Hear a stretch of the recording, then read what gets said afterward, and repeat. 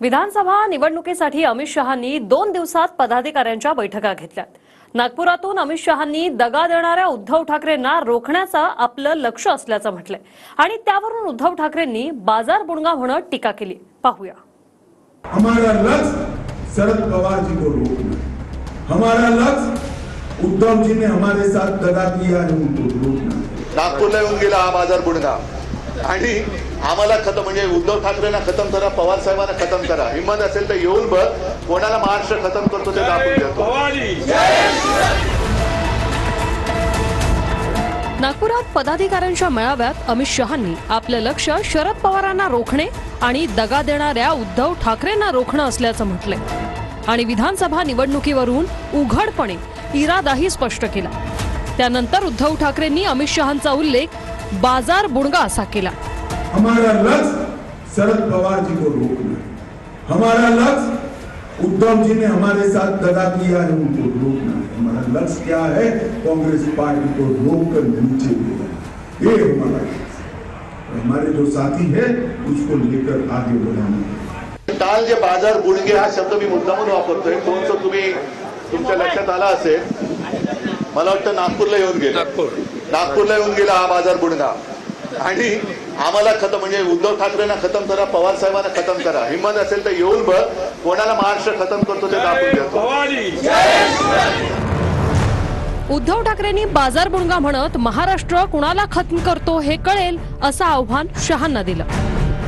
तर उद्धव ठाकरेंनी हिंदुत्व सोडल्यानं ते स्वतःच संपतील असं बावनकुळे म्हणाले।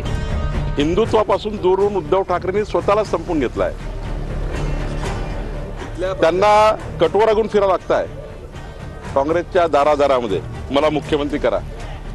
पवार साहेबांकडे फिरावं लागतंय, मला मुख्यमंत्री करा। त्या लाचारीमुळे लोक सोडून चालले आहे। मला वाटतं त्याचं आत्मपरीक्षण त्यांनी केलं पाहिजे। माणसाला कोणीच संपवत नाही, आपण स्वतःच संपतात। अमित शहांनी विदर्भासाठी मिशन 45 चीही घोषणा केली। विदर्भात विधानसभेच्या 62 जागा आहेत। विदर्भात बहुतांश जागांवर भाजपची थेट लढत काँग्रेसशीच आहे, त्यामुळे काँग्रेसला रोखायचं असेल तर विदर्भ जिंका असा कानमंत्र शहांनी पदाधिकाऱ्यांना दिला। विदर्भ में आप मानकर चलिए जो सीट भारतीय जनता पार्टी गवाएगी वो सीट कांग्रेस जीतती। सच है नहीं है? जरा जोर से बोलो, सच है नहीं? तो कांग्रेस को रोकना है तो कहां जीतना है? विदर्भ में जीतना पड़ेगा। विदर्भ के कार्यकर्ता ठान ले, देवेंद्र जी कम लक्ष्य मत रखिए, 42 तक पहुंचेंगे, ये करेंगे वो करेंगे। मैं कहकर जाता हूं 42 पर अगर अटक गए, विजय सरघस मत निकालना, 45 सीट पूरी विदर्भ में प्राप्त कर विदर्भ भाजपाच्या हातून गेलेला आहे। मोदी शहा जोडीने कितीही प्रयत्न केले तरी विदर्भात काँग्रेसच 45 जागा जिंकेल याचं आणि महाविकास आघाडी जिंकेल। अमित शहाजी आणि मोदीजी जितक्या वेळा महाराष्ट्रात येतील, विदर्भात येतील, तितका अधिक नुकसान त्या ठिकाणी होणार आहे।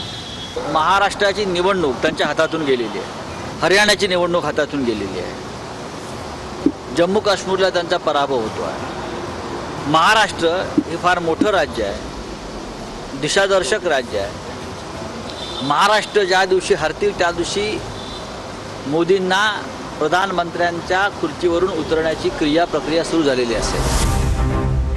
अमित शहांनी नागपुरात विदर्भानंतर छत्रपती संभाजीनगरमध्ये मराठवाडा, नाशिकमध्ये उत्तर महाराष्ट्र आणि कोल्हापुरात पश्चिम महाराष्ट्राचा आढावा घेतला। अमित शहांची मुख्यमंत्री शिंदे आणि अजित पवारांसोबत जागा वाटपावर संभाजीनगरमध्ये 1.5 तास बैठक झाली। सूत्रांकडून मिळालेल्या माहितीनुसार भाजप 155 ते 160 जागा लढू शकते। शिंदेंची शिवसेना 80 ते 85 जागा आणि अजित पवारांच्या वाट्याला 55 ते 60 जागा येऊ शकतात। तसंच महायुतीच्या उमेदवारांची पहिली यादी घटस्थापनेच्या मुहूर्तावर जाहीर होण्याची शक्यता आहे। मात्र अजित पवारांवरून बच्चू कडूंनी वेगळेच राजकीय संकेत दिले। अजित पवार महायुतीतूनच बाहेर पडतील असं कडू म्हणाले। आता बऱ्यापैकी असं वाटतं चित्र सगळ्या आघाडी आणि युतीमध्ये बराच फुटफाट होईल हां, त्याचीच आमची महाशक्ती तयार होईल. तुमच्यासोबत येणार का? नाही, ते आम्ही सांगू नाही शकत. ते तर आमचं सर्व सुकाणू समिती ठरेल, कोणाला घ्यायचं नाही घ्यायचं ते. अजिबात नाही. मी पुन्हा सांगेल की आम्ही महायुती म्हणून तिन्ही पक्ष सोबत लढणार आहोत. याच्यामध्ये कुठेही फरक पडणार नाही आणि आम्ही ताकदीने लढणार आहोत. आम्ही ज्या ताकदीने आमचा भाजपचा उमेदवार निवडून आणू तेवढ्याच ताकदीने आम्ही अजितदादांचाही उमेदवार निवडून आणून तेवढ्याच ताकदीने आम्ही एकनाथ शिंदे साहेब शिवसेना आहे तिचा उमेदवार त्या ठिकाणी निवडून आणू. याच्यामध्ये काही फरक पडणार नाही. छत्रपती संभाजीनगरच्या बैठकीत स्वतः अजित पवार अमित शहांच्या बैठकीला हजर होते. महायुती सोबतच लढणार हे अजित पवारांच्या राष्ट्रवादीनं स्पष्ट केले. लोकसभा निवडणुकीत महायुतीवर महाविकास आघाडी भारी पडली, मात्र आता भाजपनं आणखी ताकद लावली. अर्थात फैसला पुन्हा जनताच घेईल. Bureau report, TV9 Marathi.